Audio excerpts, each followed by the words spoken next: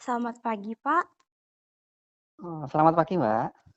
Happy National Education Day buat kita insan long life education. Kita semua tahu, tahun ini sedikit beda kan, Pak, yang harusnya sedang upacara, tapi kali ini kita tetap harus di rumah aja. Bagaimana tanggapan Bapak nanti nih mengenai pendidikan di Indonesia dan seperti apa eh, yang udah dilakukan oleh Kementerian Keuangan terkhusus Bea Cukai untuk pendidikan di Indonesia? Yang pertama saya ucapkan selamat Hari Pendidikan Nasional untuk semua insan pendidikan di Indonesia. Kementerian Pendidikan kan mengambil tema belajar dari COVID-19. Di situ Pak Menteri Pendidikan merasa bahwa perlu dengan adanya pandemi corona ini, Kementerian Pendidikan membuat terobosan baru. Yang pertama adalah saat ini tidak ada peringatan Hari Pendidikan Nasional dengan upacara ya, Mbak. Iya, Pak. Jadi selama ini mereka cuman ya itu tadi memberikan arahan kepada insan pendidikan untuk menyingkapinya dengan yang pertama mematuhi protokol kesehatan untuk pencegahan penyebaran COVID-19 ini. Selanjutnya mereka juga untuk sebenarnya dari upacara peringatan itu ada nilai-nilai yang harus apa ya didapat dari anak-anak sekolah maupun dari para pendidik. Karena tatap muka sebenarnya memang perlu juga bagaimana upacara itu juga akan memberikan rasa nasionalis semuanya bahwa bangsa ini adalah bangsa yang besar, bangsa yang perlu dijaga eh, keutuhannya. Untuk masalah pendidikan di Kemenkeu khususnya Bea Cukai dalam hal ini sumbangsihnya adalah sangat banyak, Mbak. Dari Kementerian Keuangan aja untuk anggaran pendidikan saja sudah sekarang lebih besar dibanding tahun-tahun yang lalu. Terus untuk Bea Cukai sendiri di Kementerian Keuangan kan mengadakan kayak Kemenkeu mengajar, terus teman-teman Bea Cukai, para pegawai menjadi relawan untuk ikut mengajar mengajar tentang pendidikan, mengajar tentang Kementerian Keuangan, ada yang teman-teman pajak ya tentang pajak, teman-teman bea cukai tentang bea cukai, dan masih banyak lagi untuk mengenalkan kepada adik-adik kita, kepada para generasi penerus kita untuk tahu ini loh, negara kita tuh negara gede, punya sumber daya yang gede yang harus dirawat dan harus dijaga untuk masa depan yang akan datang. Mungkin itu ya dari Kementerian Keuangan khususnya dari Bea Cukai. Di situ Bea Cukai juga kadang kalau yang spesifik Bea Cukai ya Mbak, mungkin kita kan ada custom goes to school, custom goes to kampus. Kita memperlihatkan ini loh Bea Cukai, kita membantu menjaga Indonesia dari macam-macam masalah seperti penyelundupan, seperti apa ya, narkoba. Itu kan dari situ adik-adik kita, teman-teman yang awam tentang bea cukai juga tahu. Jadi kita kali merengkuh dayung 230 terlampaui gitu, Mbak. Melampaui, ya Heeh. benar Pak. Itu yang pertama. Terus yang keduanya bahwa sejalan dengan itu tadi tema belajar dari COVID-19 ini kan sekarang ini banyak pendidikan belajar kita itu sekarang kan banyak yang online ya. Iya Sekarang benar. orang tua juga akan semakin berperan, Mbak. Jadi Iya benar. semakin berperan untuk tahu gimana loh anak saya itu gimana, pendidikannya itu gimana. Itu kan jadi sekarang saatnya ini sebenarnya dari apa ya, suatu musibah tapi akan mendapatkan berkah gitu. Iya ada Mungkin itu, Mbak. hikmahnya Pak. Ya. Heeh, ada hikmahnya Betul, gitu ya. Pak. Heeh. Nah Pak, seperti yang Bapak bilang tadi, upacara itu ada nilai-nilai tersendiri. Artinya tatap muka itu pun Mhm mhm. punya nilai gitu loh, Pak. Nah, mhm, melihat yang Bapak bahas sebelumnya juga, bahwa sekarang tuh banyak online, sedangkan mhm, kebanyakan di Indonesia, apalagi di daerah, eee, apa namanya, Pak, pertemuan pembelajaran itu masih dilakukan klasikal, yaitu tatap mhm mhm muka. mhm, betul betul, heeh, Tapi iya, karena pandemi ini kita dipaksa gitu, Pak, untuk belajar menggunakan teknologi dan mau nggak mau biar tetap jalan ya harus pakai teknologi. Menurut Bapak, apa menurut pandangan Bapak nih, Pak Elwi kan bidang ini kan Pak pengelolaan data dan administrasi, artinya iya itu betul, heeh. modernisasi di bagian bea cukai Bapak lah ya yang Nah, ya, mengurusi sedikit komputerisasi. banyak iya, Mbak, heeh, Nah, betul, mhm. apakah dengan penggunaan teknologi seperti ini membuat dunia pendidikan itu membaik apa sebaliknya? Seperti itu. Kalau saya sih ya, secara pribadi saya optimis, ke depan itu tetap akan membaik. Tatap muka kan memang juga diperlukan kan, karena dari tatap muka itu, nilai-nilai yang perlu ditanamkan ke adik-adik yang masih sekolah seperti sopan santun, terus budi pekerti, itu kan memang yang harus ditanamkan dari kecil, Mbak. Apalah artinya bahwa anaknya itu pinter, pandai, cerdas, tapi budi pekerti dan apa ya, eee tabiatnya itu kurang bagus itu kan juga tidak tepat.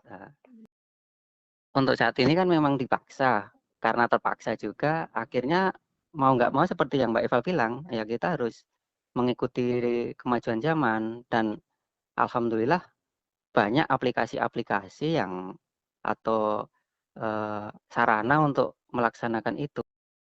Kalau untuk masalah ini kan juga sebenarnya ada kendala kan Mbak, tidak semua daerah ada jangkauan internet, Internet, iya boro-boro internet, kadang listrik aja masih belum ada gitu. iya Jadi benar. ini sebenarnya tugas berat juga bagi kita sih, bagi bangsa kita untuk bagaimana, bisa memeratakan itu semua. Dan Mbak Beva juga harus lihat juga dari berita-berita juga ada bahwa di situ masih banyak guru-guru yang punya apa ya, semangat tinggi, mereka datang ke rumah, para siswanya, mengajar satu persatu. Karena ya itu tadi keterbatasan dari para pelajarnya, orang tuanya juga belum mempunyai alatnya, Iya benar. terus sarannya juga nggak ada. Maka ini saya salut kepada teman-teman para pendidik yang dengan apa ya, dengan jiwanya menyampaikan, tugasnya kepada, para muridnya. Kalau untuk ke depan saya yakin bahwa perubahan itu pasti akan selalu berubah, selalu dinamis. Ya kita harus mengikuti itu. Iya benar. Kita harus berubah atau perubahan itu yang harus memaksa kita untuk merubah kita. Iya, Untuk saat ini sepertinya karena perubahan yang semakin cepat itu yang merubah kita untuk kita. merubah kita untuk harus berubah. Mhm. Saya yakin sih untuk kedepannya pasti akan, dari Kementerian Pendidikan dan Kebudayaan mempunyai apa ya, mempunyai trik-trik untuk menggabungkan ini dari tatap muka dan, online. Ya mungkin kedepannya memang online itu akan yang berperan lebih gede, tapi tatap muka menurut saya memang tetap bagus, tetap baik, tetap diperlukan untuk, eee, memberikan nilai-nilai kepada, para muridnya. Mungkin itu, Mbak. Semoga secepatnya pandemi ini selesai. Nah, Nah itu harapannya, Mbak, iya iya, Pak, semoga selesai. Nah, saat nanti di mana sudah selesai, sudah bisa kembali beraktivitas seperti biasa. Menurut Pak Elwi, apakah sistem pembelajaran yang online haruskah kembali seluruhnya ke klasikal?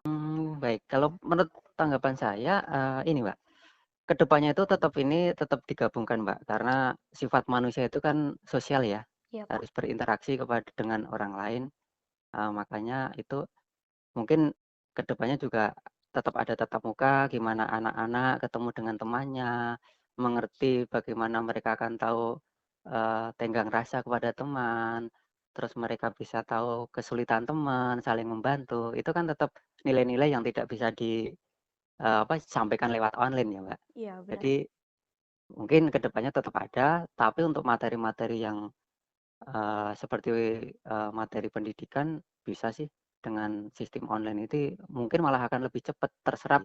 Tapi untuk, memberikan nilai-nilai, manusia tadi, nilai-nilai yang seperti tenggang rasa, terus saling berbagi, saling menghargai, itu tetap harus dipertemukan di sekolah dan tetap dipupuk oleh orang tua, wali murid yang ada di rumahnya, mungkin itu, Mbak.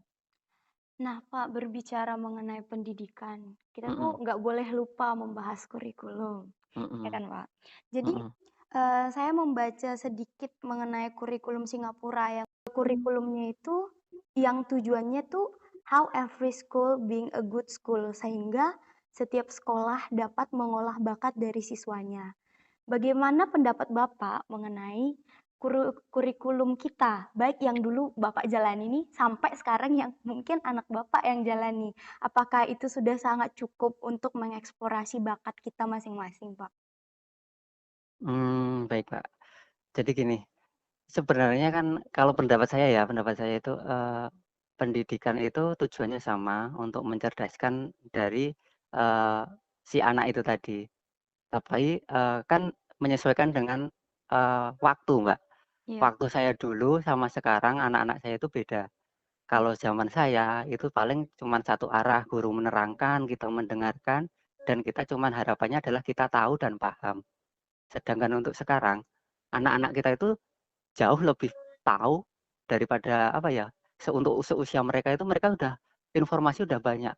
Pertanyaan mereka itu sudah, udah bisa membuat pusing kita. siap, benar, Heeh heeh, jadi memang beda, Mbak, jadi antara dulu sama sekarang. Makanya itu ya, Kementerian Pendidikan khususnya ya memang harus membuat kurikulum yang baru, menyesuaikan dengan suasana sekarang dan goal-nya itu untuk apa gitu, anak-anak kita itu nanti untuk apa, mereka untuk siap untuk bekerja atau mereka siap sebagai peneliti atau apa itu harus dari sekarang memang udah dipersiapkan, Mbak. iya benar. Eee, untuk seperti yang Singapura tadi lakukan itu ya bagus, memang mereka akan tahu bahwa anak ini minatnya apa, bakatnya apa, sehingga mohon maaf, eee, anak-anak kita itu sekolahnya tidak tidak apa ya, tidak terbuang-buang waktunya hanya untuk mempelajari yang, sebenarnya nanti dia akan tidak menggunakannya gitu. Iya, Itu pendapat saya ya, Mbak, iya mungkin benar. ada pendapat lain gitu ya. Nah, Pak, kita udah sampai di